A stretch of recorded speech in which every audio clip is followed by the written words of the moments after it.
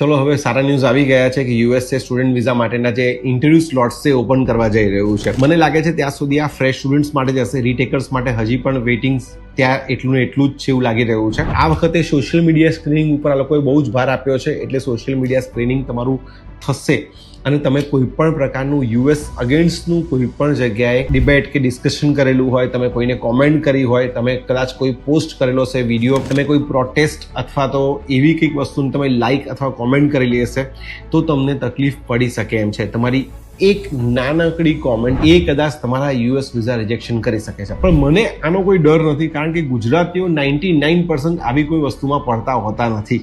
આપણે લોકો બહુ શાંતિવાળા માણસો છે ને આપણે આ બધી વસ્તુથી હંમેશા દૂર રહીએ છીએ. આના સિવાય શું ધ્યાન રાખવાનું? આવું કંઈક તો નાશ થયેલું હોવું જોઈએ. તમારા સોશિયલ મીડિયાના જે પણ હેન્ડલ છે, જે પણ તમારા અકાઉન્ટ છે એ બધા પબ્લિક હોવા જોઈએ. તમારું નામ જે છે એ ક્લીન નેમ હોવું જોઈએ. જેમ કે મારું નામ જય સોલંકી ઓફિશિયલ અથવા તો જય સોલંકી જય વોટેવર તમે રાખી શકો છો.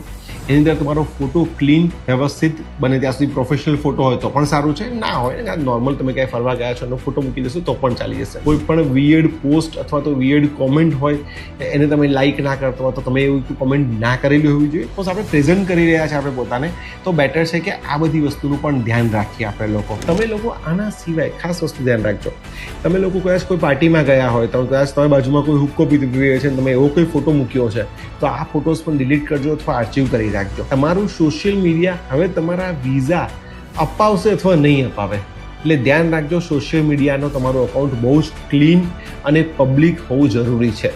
વધારે માહિતી માટે, વધારે ઇન્ફોર્મેશન માટે તમે અમને કોમેન્ટ કરી શકો છો, ડીએમ પણ કરી શકો છો અને ફોલો કરતા રહેજો. હજી યુએસના બહુ બધા અપડેટ્સ છે જે તમે વિડીયોના માધ્યમથી આપતા રહીશું. Thank you very much.